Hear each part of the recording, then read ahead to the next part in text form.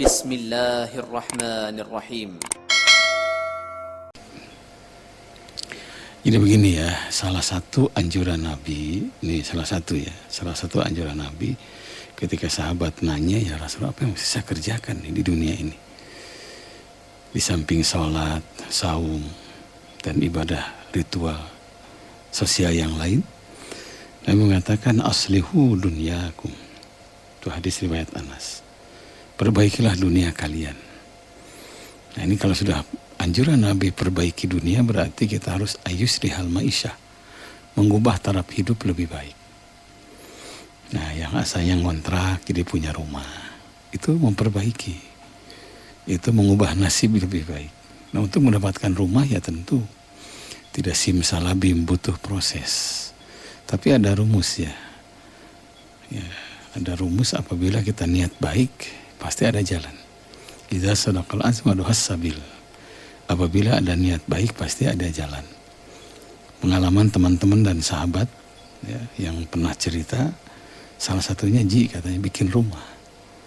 Udah kita mulai aja kecil dulu ya, umpamanya dapat uang, beli pasir, silakan. Kalau tanah belum ada, nabung dulu, beli tanah, agak pinggir saja. Ya, ada yang ngontrak kurang lebih 10 tahun. Aduh, jangan jenuh nih, 10 tahun ngontrak. Terus gimana, Kang? Sekarang jatah ngontrak, saya belikan batu, katanya. Oh, alhamdulillah. Bukan batu, tanah dulu. Tanah dulu nyicil, sudah 2 tahun lunas tanah, 7 tumbak di pinggiran sana Tanjung Sari. Ya. Alhamdulillah.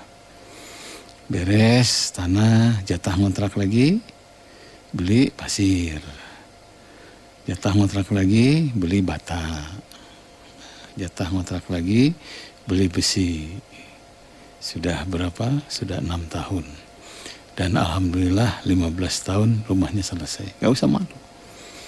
Saya juga bikin rumah tidak langsung ya. Yang pertama 3 tahun, yang kedua malah 4 tahun. Ya. Tidak boleh malu. Karena kita nggak jual apa-apa kan. Hasil keringat sendiri. Tapi rumus itu, idza sadaqal azmu aduhas sabil. Apabila ada niat baik, pasti ada jalan. Salah satunya bikin rumah. Dan alhamdulillah sekarang rumahnya itu kalau nggak salah ada pinggir jalan tol ya. Udah ada yang nawar 4 kali lipat ya. Dan ini Masya Allah, kalau saya jual Ustadz katanya insya Allah saya akan dapat lebih besar lagi. Ya terserah lah. Kalau ingin tenang ya jangan ada rumah pinggir jalan. Kecuali ruko ya, rumah dan ruko sambil jualan itu lain lagi. Nah ini salah satu contoh. Nah kalau sudah bicara dunia, satu rumah, apalagi rumah tangga. Karena hiasan dunia itu tidak bisa kita hindari adalah istri dan suami. Jadi kalau ada hadis mengatakan aslihu dunyakum. Nah, perbaiki dunia kalian semuanya. Ayuslihal ma'isyah. Untuk mengubah taraf hidup yang lebih baik, maka perbaikilah rumah tanggamu. Gitu. Dari hari ke hari terus kita perbaiki. Oh yang kurang ini, yang kurang ini, yang kurang ini. Dan ada 2 kata yang bagus untuk suami istri. Bila kata ini sering diungkapkan, insya Allah akan tentram rumah tangga. Apa? Minta maaf dan terima kasih. Suami sering berterima kasih sama istri sering berterima kasih sama suami. Minimal istri nyiapkan makanan, hatur nuhun mah. Itu apresiasi dan itu bagian dari amal saleh. Karena pengakuan. Dan setiap berterima kasih dalam Islam itu dipastikan la in syakartum la azidannakum. Jika kalian banyak terima kasih, la azidannakum, ditambah nikmat. Jadi kalau nikmat makin lama kok makin sering dicabut oleh Allah, jangan-jangan kita kurang berterima kasih. Nah, kedua minta maaf kan penting itu. Karena kalau sudah tercipta minta maaf di rumah, insya Allah kedamaian kesananya. Kalau sudah kedamaian muncul kasih sayang. Sedangkan dalam Islam kasih sayang itu nomor pertama di rumah tangga itu. Sampai ada sahabat-sahabat yang nanya, ya sahabat sih di rumah yang berkah itu, apakah konstruksinya yang kuat, bangunannya yang luas, taman yang luas? Katanya bukan. Idza aradallahu bi ahli baitin khairan adkhala alaihim baba rizqi. Apabila Allah menghendaki satu kebaikan dalam satu rumah, Allah bukakan pada rumah mereka pintu kasih sayang. Nah, gitu ya. Jadi anjuran dalam Islam ayyuslihal maisha atau aslihu dunyakum. Rubah taraf hidup, kemudian perbaikilah duniamu. Asalnya sepeda jadi motor, asalnya motor jadi mobil, boleh seperti itu ya. Dengan catatan tentu tidak melupakan ibadah kepada Allah. Gitu ya, walau alam bisawab. Terus berjuang. Karena Allah tidak melihat hasil, tapi Allah melihat usaha maksimal. Begitu. Iya, assalamualaikum, waalaikumsalam. Ustaz, kalau ada yang meninggal, bolehkah kita doakan husnul khotimah? Apakah doa ini hanya untuk yang masih hidup? Yang namanya doa bebas ya. Diulang ya, yang namanya doa bebas, yang penting menyangkut kebaikan. Umpamanya si A meninggal dunia, ya Allah jadikan wafatnya husnul khotimah. Karena setiap orang tuh kan berharap watawaffana ma'al abror, wafatkan kami dalam keadaan baik. Apa makna baik? Salah satunya husnul khotimah. Nah, husnul khotimah itu meninggal ketika beramal soleh, mau beramal soleh, selesai amal soleh, itu husnul khotimah. Karena husnul khotimah itu husnul amal ya. Amalnya baik gitu. Nah, orang yang baik itu kan husnul khotimah. Nah, di saat dia selesai sholat meninggal, husnul khotimah. Ketika sholat meninggal, husnul khotimah. Mau pergi sholat meninggal, husnul khotimah. Jadi wajar kalau kita berdoa, ya Allah wafatkan dia supaya husnul khotimah. Boleh ya, itu kebaikan. Nah, watawaffana ma'al abror, wafatkan kami dalam keadaan baik. Makna baik salah satunya husnul khotimah. Itu ya, itu dalam surah Ali Imran. Saya juga dengar katanya, enggak boleh, itu cukup aja innalillahi wa inna ilaihi raji'un. Itu musibah ya. Kalau kematian boleh, umpamanya bebaskan dari siksa kubur. Apalagi ampuni dosa-dosanya. Kan ada doanya itu, Allahumma inna nas'aluka min husnil khatimah. Nah, itu ya, wallahu alam. Diterimakah mendoakan anak-anak untuk diampuni dosa-dosa? Diterima, apalagi orang tua. Karena Nabi mengatakan doaul walidain yukti ilal hijab. Doa ayah dan ibu langsung kepada Allah, tidak ada penghalang. Nah, cuma yang namanya doa tentu yang mendoakan dan yang didoakan harus nyambung. Nah, umpamanya begini. Rabbana atina fid dunya hasanah wa fil akhirati hasanah wa qina azabannar. Nah, minta kebaikan khususan ya Allah untuk anak saya. Sampaikan ke anak. Anak juga bukan hanya diam, tapi harus diimbangi dengan ikhtiar. Ingin sehat zaman corona pakai masker. Ingin sehat zaman corona sholat dijaga jarak. Itu bentuk apa? Bentuk ikhtiar. Karena ciri orang yang berakal itu apa? Dia berikhtiar. Salah satu yang dilaknat oleh Allah kan, orang itu berbuat tidak menggunakan akal. Wa yaj'alu risha 'alal ladzina la ya'qilun. Allah murka pada orang yang bertindak tidak menggunakan akalnya. Itu surat Yunus ayat 100. Nah, Ustaz, kalau ada yang meninggal, ini, yang tadi ya, sebentar. Diterimakah seorang orang tua mendoakan anaknya diampuni dosa-dosa? Itu ya, udah ya yang tadi. Jadi begitu Bu ya, doakan. Pamanya kan ada doa atau wastaghfir li dzambika, mohon ampunlah atas segala dosamu. Walil mu'minina, dan mukmin laki-laki, wal mukminat, mukmin perempuan. Anjuran dalam Quran itu. Ampunilah dosaku, ampunilah mukmin laki-laki dan perempuan. Mendoakan orang lain saja boleh, apalagi mendoakan anak sendiri, begitu ya. Bahkan yang dirasakan ternyata yang namanya mendoakan orang lain itu mempercepat doa kita diijabah. Saya ulang ya, mendoakan orang lain itu mempercepat doa kita diijabah. Karena ada rumus kan, wallahu fi aunil abdi madamal abdu fi auni akhihi. Allah akan menolong persoalan seseorang selama orang itu rajin menolong saudaranya sendiri. Salah satu bentuk pertolongan adalah mendoakan, begitu ya. Jadi jangan sendiri saja. Anakku, rumahku, rezekiku, orang lain juga doakan. Begitu. Assalamualaikum. Waalaikumsalam. Saya ingin sembuh dari penyakit Pak Ustadz, tapi sampai saat ini belum juga sembuh. Apa zikir bagi orang yang sedang sakit yang paling bagus? Ya, kalau kita lihat hadis Nabi, inna zikrullah syifa'un wa inna zikrona seda'un. Sesungguhnya mengingat Allah akan datang obat, akan datang penawar. Wa inna zikrona seda'un. Dan ingat kepada manusia, daun malah nambah penyakit. Nah, yang jadi masalah zikir yang mana nih yang bagus itu. Mengingat yang mana yang paling bagus itu.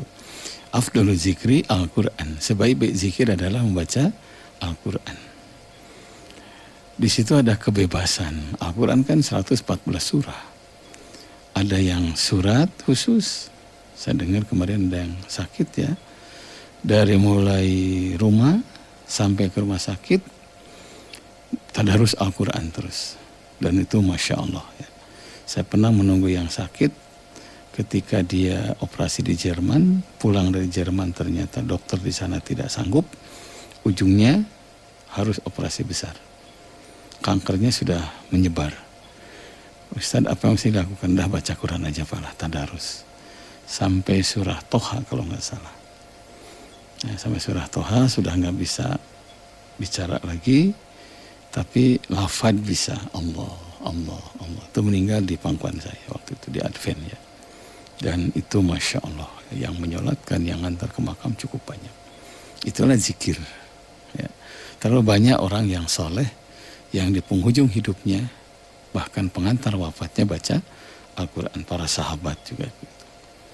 Nah, untuk ini, kalau belum bisa baca Quran yang panjang, silahkan lafaznya saja. Pokoknya muzikir dengan banyak la ilaha illallah silahkan. Mangkana akhiral kalamihi la ilaha illallah faqad dakhalal jannah. Siapa yang di akhir hayatnya mengucapkan la ilaha illallah, maka dia masuk ke surga. La ilaha illallah umpamanya nggak biasa, udah baca la hauqalah silahkan. La haula wala quwata illa billahil aliyil azim. La haula wala quwata illa billahil aliyil azim. Fa innaha tadfa'u tis'atan wa tis'ina. Sesungguhnya lafaz hauqalah akan menangkal 99 kesulitan. Bentuknya apa? 99 kesulitan, tidak dijelaskan. Seluruh kesulitan manusia bisa ditangkal dengan zikir hauqalah. Itu ya. Mau tasbih saja silahkan. Man qala subhanallah wa bihamdihi. Siapa yang mengucapkan subhanallah wa bihamdihi fi kulli yaum, setiap kesempatan. Mi'ata marrah 100 kali, khutat khotoyahu, dimaafkan dosa-dosanya. Ketika baca tasbih subhanallah wa bihamdihi, subhanallah, meninggal dunia sudah bersih dosa-dosanya. Begitu. Ingin istighfar saja silahkan. Minimal dalam Al-Quran jaminan. Wa makana Allah mu'azibahum wa hum yastaghfirun.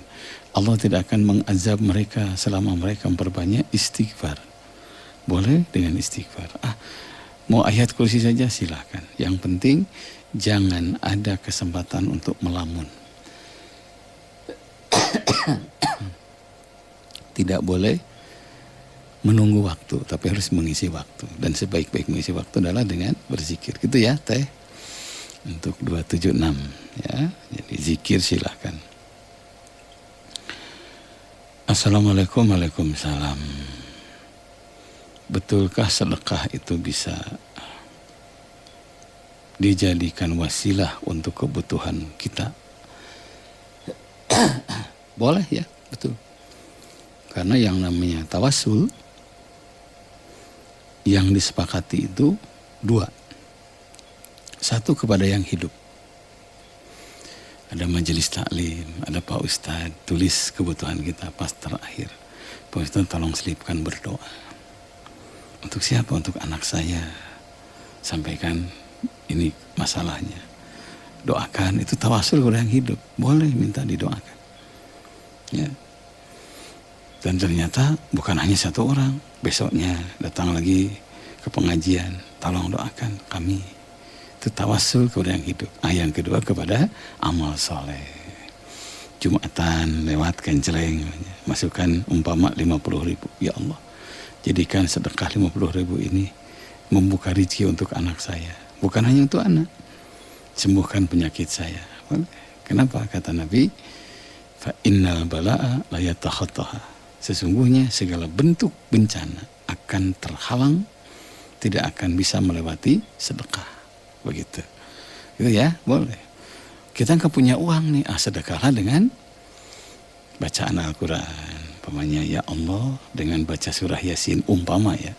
Karena kebiasaannya baca Yasin, ya Allah dengan berkah Yasin, buka pintu-pintu kemudahan, tutup pintu-pintu kesulitan. Boleh. Hadisnya, man qara'al Qur'an falyas'alil habihi. Barang siapa yang baca Quran, mintalah kepada Allah dengan apa yang dia baca. Surat apa, ayat berapa, tergantung kebiasaan. Begitu ya.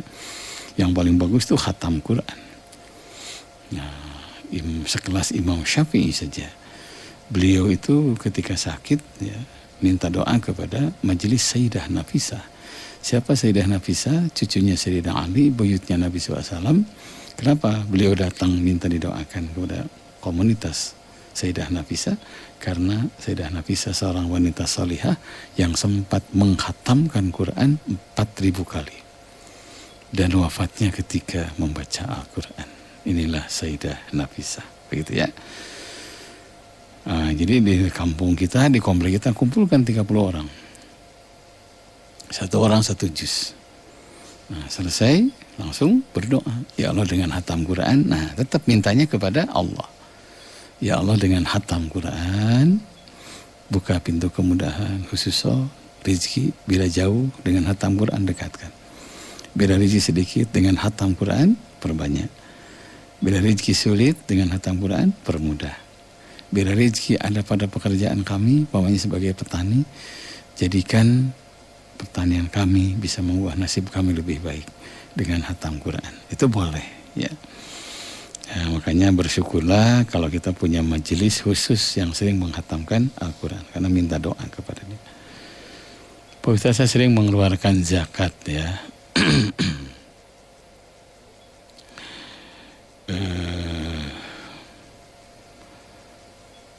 Saya khawatir salah sasaran ya.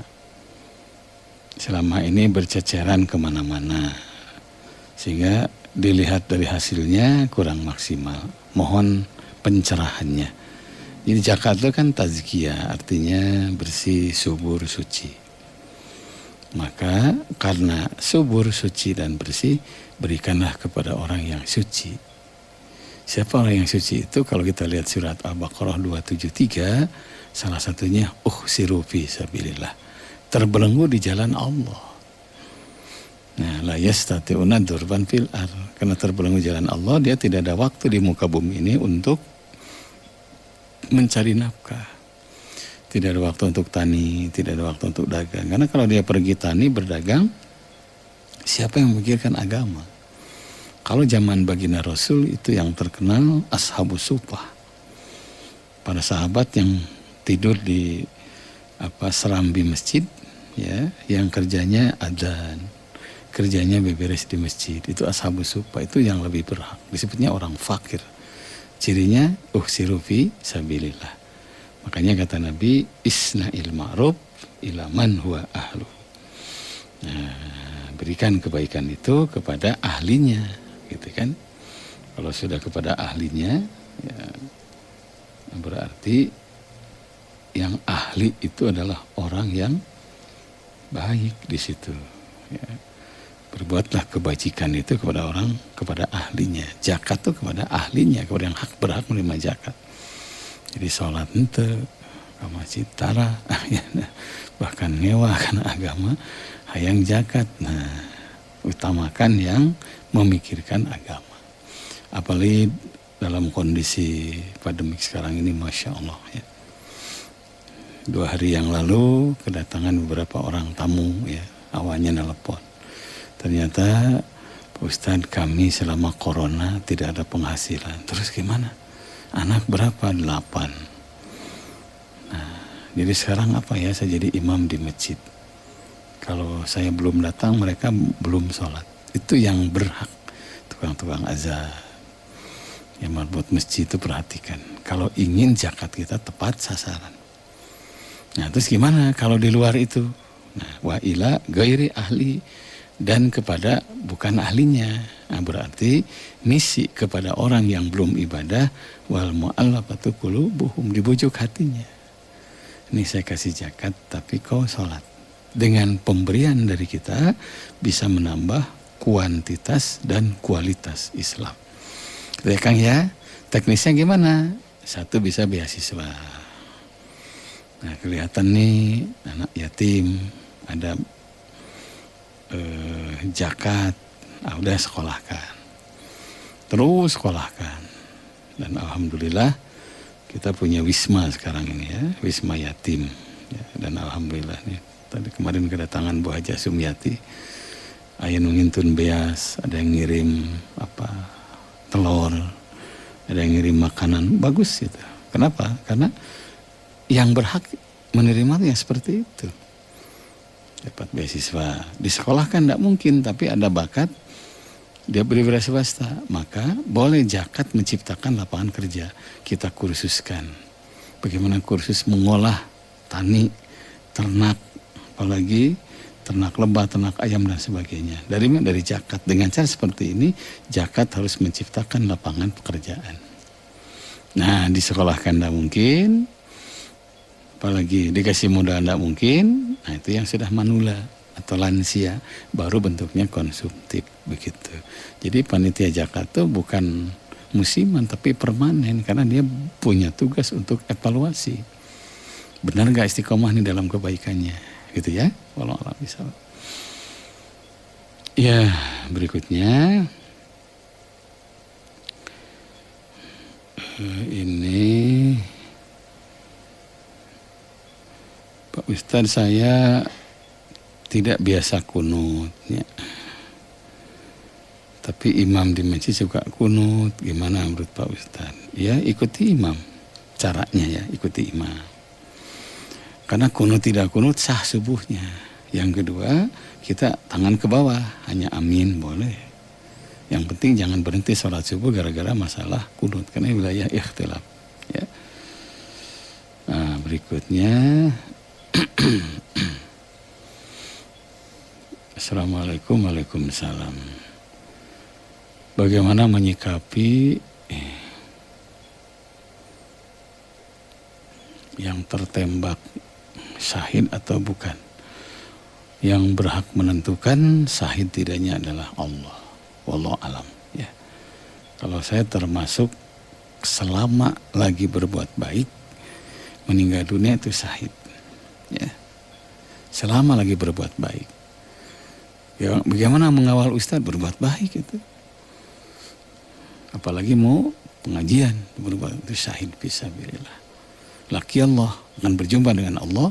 Walam yakun bainahu wa baina nabiyina illa darajatun nubuwah. Tidak ada perbedaan antara dia dengan para nabi kecuali satu derajat. Nah, yang kedua untuk menentukan syahid, lihat ujung hidupnya.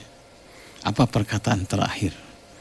Ketika gempa longsor kan ada Allahu Akbar, Allahu Akbar, Allahu Akbar. Meninggal dunia itu syahid fisabilillah. Supaya kalau kata-kata terakhirnya anjrit umpamanya, itu tidak syahid. Gitu ya. Nah, mudah-mudahan kita harus lebih hati-hati.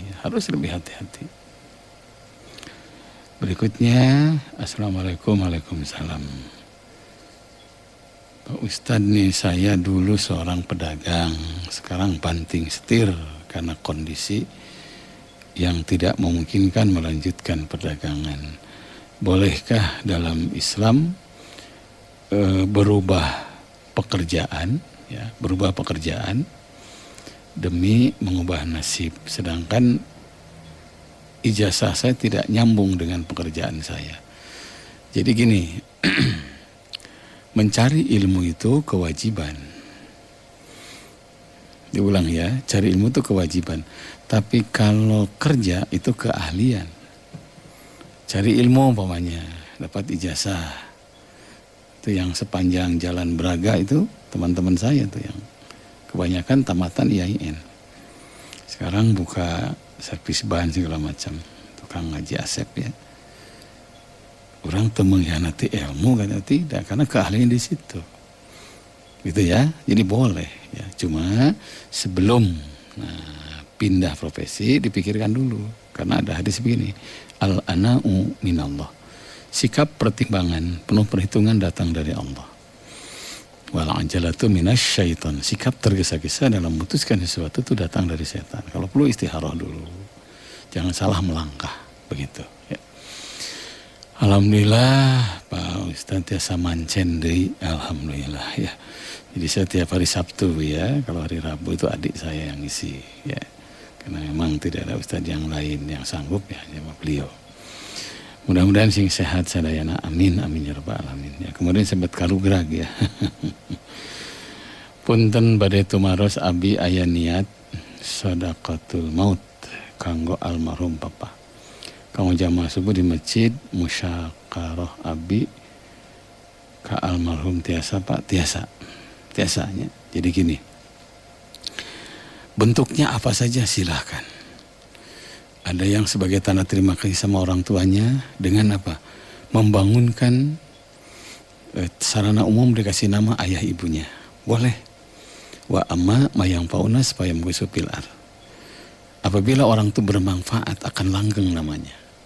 Coba lihat jalan-jalan di Bandung. Kebanyakan orang yang sudah wafat. Depan Rase Jalan Setiabudi. Sudah wafat kan? Saya kemarin ke daerah mana tuh ada pengajian. Keluarga besar Pak Ali Sadikin, beliau punya kakak Hasan Sadikin, langgeng namanya, rumah sakit Hasan Sadikin. Suatu ke Jakarta ketemu dengan keluarga Pak Juanda, nah itu Pak Juanda itu sudah wafat tapi langgeng namanya, karena apa? Prestasi kebaikannya luar biasa. Langsung masuk Setrasari, Sindang-Sirna ada jalan Prof Sutami, itu menteri yang paling miskin katanya ya, itu Jagorawi itu beliau yang buat. Saking miskinnya katanya pernah mau diputus listriknya karena nggak bisa bayar listrik. Dan itu langgeng namanya, Prof Sutami.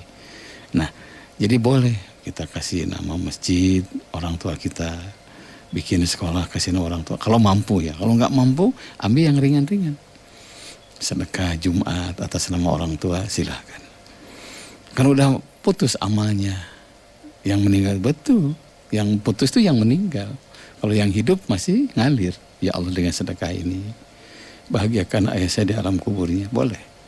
Ampuni dosa-dosa saya kepada ayah saya, boleh. Gitu ya, mangga. Mau Jumat silahkan, atau dengan makanan boleh, dengan materi boleh, silahkan.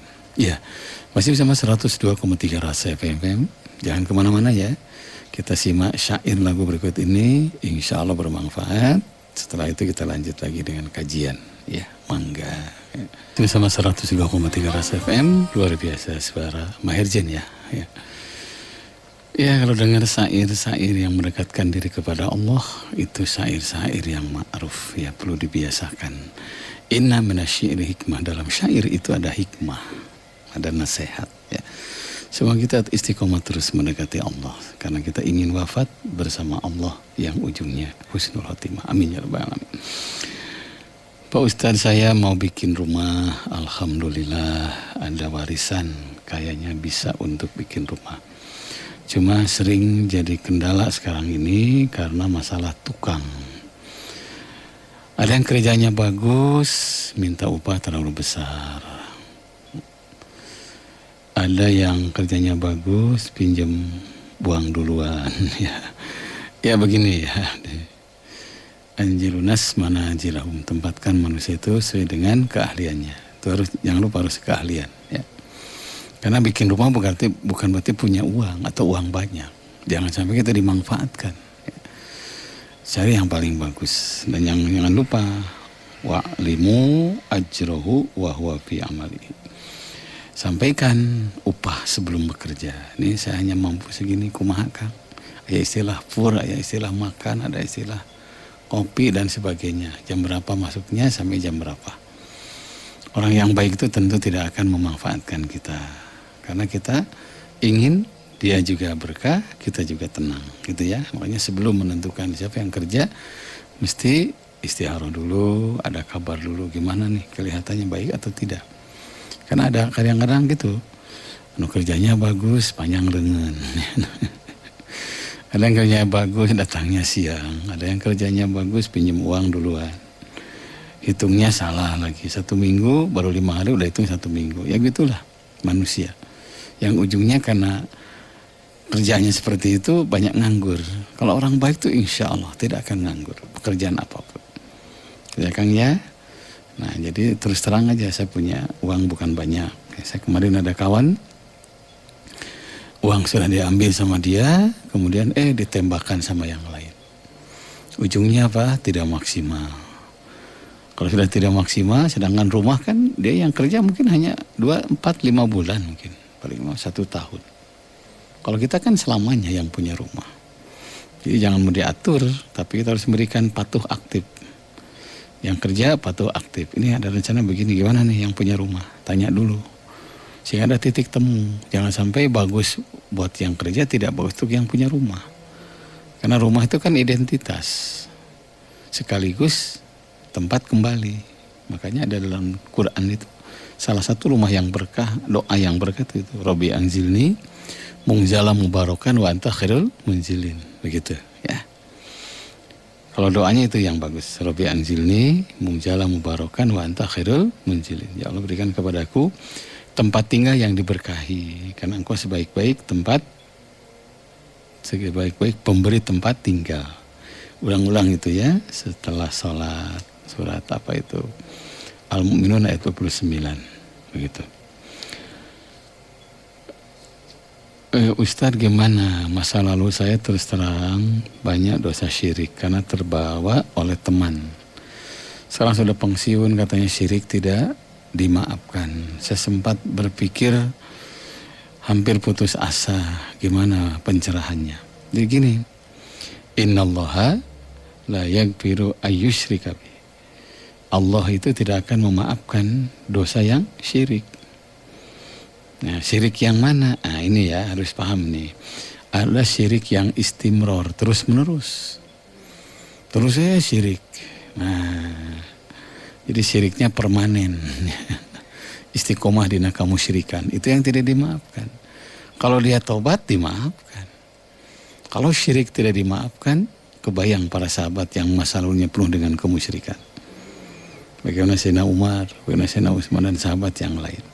Jadi selama kita tobat, pasti dosa-dosa kita dimaafkan. Begitu ya. Kenapa? Afwullah akbaru min zambika. Maaf Allah itu lebih besar dibandingkan dengan dosa kita.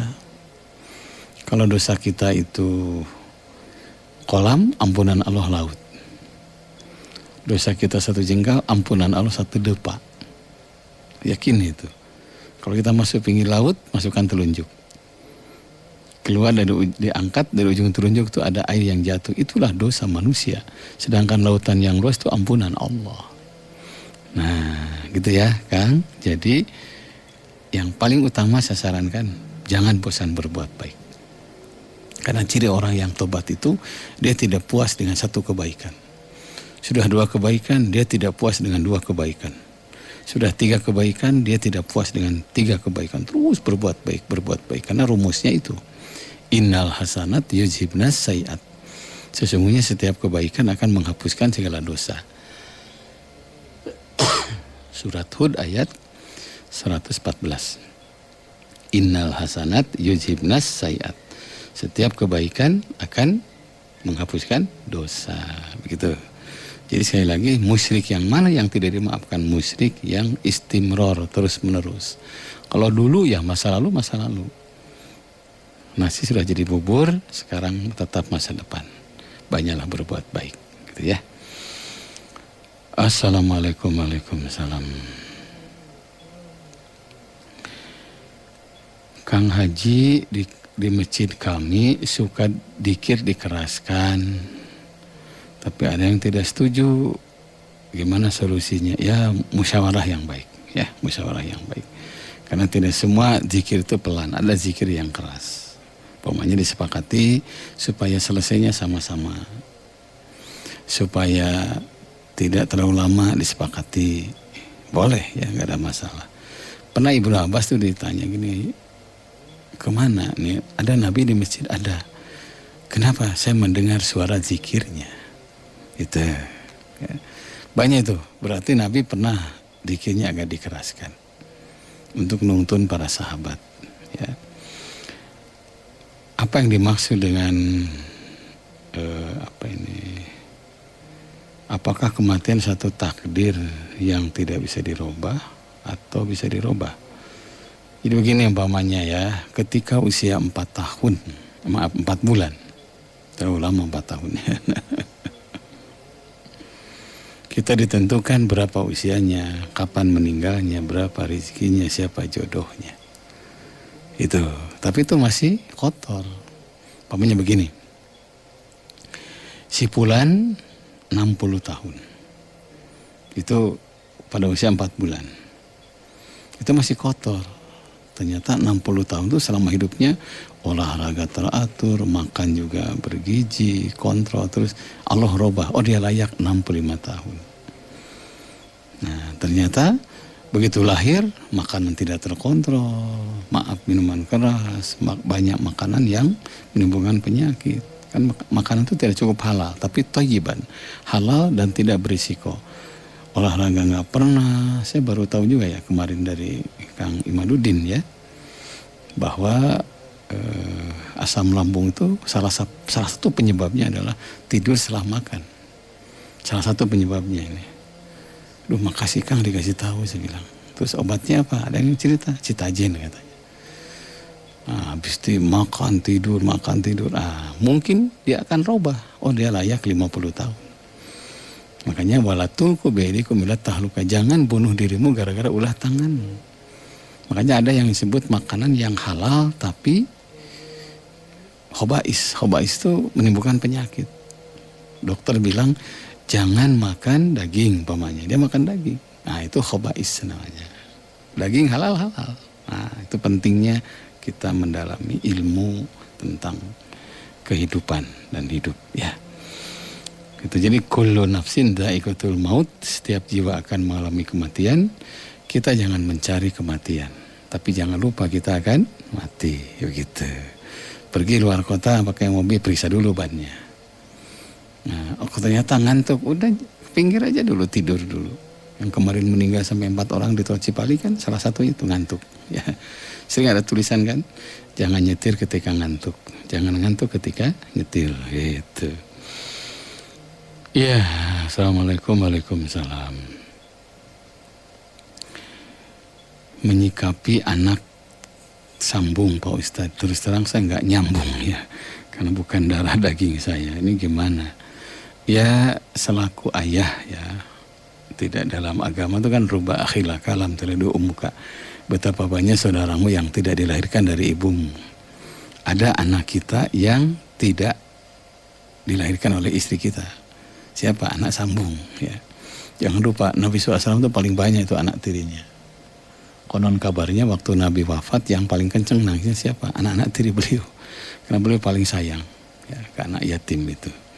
Makanya siapa yang menikah dengan seorang janda atau duda katanya, yang banyak anaknya, kal mujahidi fisabilillah, itu jihad fisabilillah ya. Nah kemarin saya ketemu seseorang, anaknya 5, sudah mau nyambung, ternyata dengar anaknya 5 mundur. Kamu, saya bilang, coba dulu. Kan itu ladang pahala. Saya ulang ya, ladang pahala. Apakah anak tiri ataupun anak asli, itu anak itu at-turuku ila jannah, jalan menuju surga. Jadi makin baik sama anak, makin banyak pengorbanan untuk anak tiri ataupun anak asli, itu jalan ke surga itu orang Sunda bilang ngebulung-bung gitu kan. Karena pengorbanan untuk anak itu tidak sia-sia. Jadi baiti jannati itu salah satunya anak itu jalan menuju surga. Makin banyak anak, makin banyak jalan ke surga. Begitu ya. Saya kemarin ke rumahnya Pak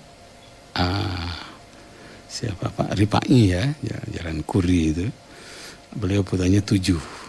Alhamdulillah. Dan ini bagian dari apa? Dari jalan ke surga. Jadi banyak anak, banyak jalan ke surga. Kalau masalah rezeki itu yang penting usaha maksimal. Selama usaha maksimal akan mengubah nasib lebih baik. Gitu ya. Jadi kalau umpamanya anak tiri tidak cocok, ya wajar ada penyesuaian. Ya. Makanya hindari konflik. Kalau umpamanya, saya lihat ada beberapa teman ya yang punya anak tiri. Saya bilang, kenapa misah rumahnya? Saya belum cocok Pak dengan ayah sambung saya. Oh gitu, ya. Masalah apa? Ternyata masalah ikhtilaf sholat ya. Biasalah persis NU. Oh gitu saya bilang. Terus yang lainnya, alhamdulillah Pak, yang lainnya cocok. Nah satu saat ada halal bihalal kan di keluarga besarnya. Saya datang, saya ceramah sebentar, dan alhamdulillah sampai sekarang damai. Dan Masya Allah sekarang yang merawat ayah tirinya itu anak-anak sambungnya. Dan terus terang si bapak bilang, saya tidak merasa punya anak sambung.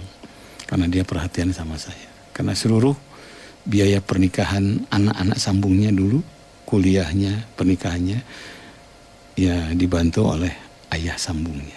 Jadi jangan lupa, hal jazaa'ul ihsan ilal ihsan. Tidak ada kebaikan kecuali balasannya kebaikan. Tidak mungkin kita nanam jagung, panen jengkol, nggak mungkin. Nah, apa yang kita tanam itu yang akan kita panen. Hal jazaa'ul ihsan ilal ihsan. Siapa yang berbuat baik, pasti ujungnya ada kebaikan. Makanya jangan bosan berbuat baik. Karena kebaikan itu yang akan menolong kita. Apakah langsung atau kelak di masa yang akan datang. Dia bilang ya, jangan bosan berbuat baik. Karena kebaikan itu yang akan menolong kita. Apakah langsung dirasakan oleh kita saat itu, atau beberapa tahun ke depan. Saya punya pengalaman ketika berdiri di pesawat ya. Di bandara ya. Karena sudah penuh itu, karena menjelang keberangkatan. Tiba-tiba ada yang kelambaikan tangan. Pak sebelah sini katanya. Saya bilang, di mana nih, Dek? Saya bilang, ya ntar saya berdiri aja. Saya baru kenal ya perasaan itu. Hanya saya duduk ya. Karena waktu itu saya masih menggigil ya, panas dingin ya. Karena perubahan cuaca 2006 ya. 2002 sampai 2007 itu haji itu Masya Allah dingin luar biasa di Mekah itu. Nah, setelah itu mungkin Bapak lupa sama saya katanya. Oh gitu, dari mana? Rupanya dulu sempat saya ajar di Pikom di Unpad ya. Saya senang katanya karena ujiannya lisan. Nilainya apa? Saya dapat nilai A. Tapi waktu itu saya susulan katanya ujiannya. Susulan. Saya baru ingat di Cipaganti ya iya Pak. Jadi yang lain susulan itu dapat B, saya dapat A. Ketika saya tanya kenapa dapat B? Kata Bapak, saya menghargai usahamu. Karena kan orang baru ke Bandung tuh kan nyari jalan tuh susah. Sana sini saya tunggu jam 4, datang jam 5. Karena nyasab terus. Oh iya saya bilang. Maafkan saya ya saya bilang. Oh makasih Pak. Justru katanya dengan nilai A dari Bapak katanya ayah saya, ibu saya jadi baik. Dan sekarang saya kerja di Freeport katanya. Alhamdulillah. Itu berapa? Kalau nggak salah 10 tahun yang lalu. Jadi ada kebaikan yang kita kerjakan akan dirasakan 10-20 tahun yang akan datang. Bahkan boleh jadi kita yang berbuat baik, anak kita yang menikmati kebaikan itu. Disadari atau tidak, banyak anak-anak yang dihormati karena melihat apa? Melihat kakeknya. Kenapa baik? Saya melihat kakeknya dulu baik sama saya. Nabi SAW pernah satu saat ngumpul dengan para sahabat. Ada ibu-ibu sudah tua ya, nenek-nenek. Nenek-nenek itu perempuan yang sudah tua. Ya, sepakati saja dulu ya. Semua orang kaget ya, kok masuk kata nenek-nenek. Tapi Nabi mengatakan, kita sejenak dulu berhenti katanya. Saya menerima tamu dulu. Dihormati oleh Nabi, bahkan pulang dikasih oleh-oleh. Setelah lama para sahabat tanya, siapa? Dia itu ya Rasulullah. Dia adalah sahabatnya Siti Khadijah. Sahabat istriku. Ketika istriku sedang sakit, beliau termasuk yang merawatnya. Saya berterima kasih kepadanya. Coba, sudah wafat orang yang kita rawat, masih terasa kebaikannya. Nah makanya jangan bosan berbuat baik. Karena boleh jadi saat itu 10-20 tahun yang ke depan atau anak-anak kita yang menikmati kebaikan itu. Karena rumusnya itu. Al-birru hukmun bi ghairi fa'ilih. Kebaikan itu akan membawa manfaat kepada yang tidak mengerjakannya. Nah, al-birru hukmun bi ghairi fa'ilih. Kebaikan itu akan membawa manfaat kepada yang tidak mengerjakan. Pokoknya saya berbuat baik nih. Satu ke atas. Siapa? Ibu atau ayah saya atau nenek saya. Itu akan ke bawah kebaikannya. Kedua ke bawah, kanan kiri pasangan. Ibu berbuat baik, suami terangkat baik. Suami berbuat baik, istri terangkat baik. Nah, berikutnya ke bawah siapa? Anak cucu kita, mantu kita. Nah, ketika rame cari proyek, saya bilang kenapa si A yang dikasih? Itu anak ini katanya Pak, anak paman saya dulu baik, paman saya dia yang ngasih beasiswa sama saya. Pamannya sudah nggak ada, tapi anak yang menikmati, begitu ya. Sebaliknya kalau kita banyak berbuat dosa, dampaknya juga bukan hanya untuk yang melakukan, termasuk yang tidak melakukan. Ayahnya berbuat dosa, yang malu siapa? Bukan hanya ayahnya, anaknya malu, istrinya malu, keluarga besarnya malu. Adzambu syu'mun bighairi fa'ilih. Dosa itu membawa sial kepada yang tidak melakukannya. Yang buang sampah satu orang, tapi di ujung hilir sana kebanjiran satu RW kan. Makanya jangan berbuat kecuali kebaikan, begitu. Ustadz, yang surat yang tadi surat apa? Yang Ali Al-Mu'minun ya 29. Rabbi anzilni munzala mubarakan wa anta khairul munzilin. Alhamdulillah Pak Ustadz damang. Saya alhamdulillah ya. Punten bilih aya kakirangan waktu di Al-Barokah. Oh ya, Al-Barokah pengajian ya kemarin. Alhamdulillah Kang ya. Acaranya minimalis ya. Tapi insya Allah hasilnya maksimal ya. Karena memang harus begitu, jangan banyak sambutan. Karena orang ngaji itu bukan ingin dengar sambutan ya. Gitu ya, walau alam. Pak Ustadz, yang mau nanya Pak Ustadz, di kami kan sering sholawatan gitu ya, disairkan sampai para ibu tahu ini sholawat ini lagunya ini lagu ini gimana? Katanya nggak boleh karena sholawat itu doa disairkan. Oh boleh, kan ada sholawat syair, ada sholawat syar'i. Sholawat syair yang dinyanyikan. Karena itu inna minasyairi hikmah, dalam syair itu ada hikmah. Karena man ahabba syai'a bahwa asirullah. Siapa yang mencintai sesuatu harus siap jadi tawanannya. Umpamanya kita cinta kesimpulan, orang senang nyanyi, dia akan bikin syair bagaimana keadaan si fulan. Kalau dia cinta sama Allah, maka dia akan menyanyi, membikin syair, lagu apa? Tuhan. Dia senang kepada, saya kalau dengar lagu Indonesia Raya, itu ya, itu gambaran apa? Potensi bangsa kita. Kalau dengar lagu Sabilulungan, itu gambaran orang yang menciptakannya itu apa? Terngiang-ngiang, seneng gotong royong. Karena lagu itu apa? Gelas kan akan menumpahkan isinya. Gelas itu kosong, kasih kopi tumpahnya kopi, kasih teh tumpahnya teh. Orang yang baik itu akan menumpahkan kebaikan. Itu gambaran isi hatinya sedang baik. Tapi banyak syair-syair yang membawa dosa dan maksiat. Itu gambaran isi perutnya tentang kemaksiatan. Makanya disadari atau tidak sekarang sedang perang syair. Maka ciptakanlah syair-syair yang mendekatkan kepada kebaikan. Minimal jadi pintu kebaikan. Nah, saya pernah ada tamu, Ustadz saya mau tobat. Saya bilang kenapa tiba-tiba tobat? Saya di puncak macet, anak saya nyetel lagu yang ungu itu kan. Yang andai ku tahu kapan tiba ajalku. Begitu ada syair, aku takut semua dosa-dosaku. Saya gemetar badan saya, terus terang saya tobat karena dengar syair itu. Apa kita tega mendengar syair yang menyebabkan orang itu tobat? Menyebut bid'ah syair itu? Tidak. Kalau tidak senang syair, bukan harus dibid'ahkan. Karena tidak semua kan orang bisa nyanyi. Begitu ya. Nah itu silahkan. Sholawat nyanyikan, istighfar dinyanyikan. Untuk rujukan tidak ada fatwa majelis ulama. Istighfar dinyanyikan haram tidak. Sholawat dinyanyikan haram tidak. Itu tidak ada fatwa majelis ulama. Begitu ya. Ada juga sholawat syar'i yang dibaca ketika sholat, ketika doa. Itu syar'i namanya. Bahasa yang mudah dipahami adalah syair dan syar'i. Gitu ya Kang ya. Teruskan saja. Isi saya tuh kalau di dapur pasti nyanyi sholawatan ya. Bukan hanya sholawatan, tentu banyak syair-syair yang membawa nasihat kayak lagu Kerama yang diciptakan Oma Irama kan. Ada lagu Judi itu nasihat-nasihat semua. Karena dakwah berjuang untuk kepentingan kebaikan tidak identik dengan ceramah di mimbar, termasuk dengan syair-syair, begitu. Iya, assalamualaikum Pak Ustadz. Waalaikumsalam. Di kami ada pertemuan rutin per 3 bulan, keluarga besar.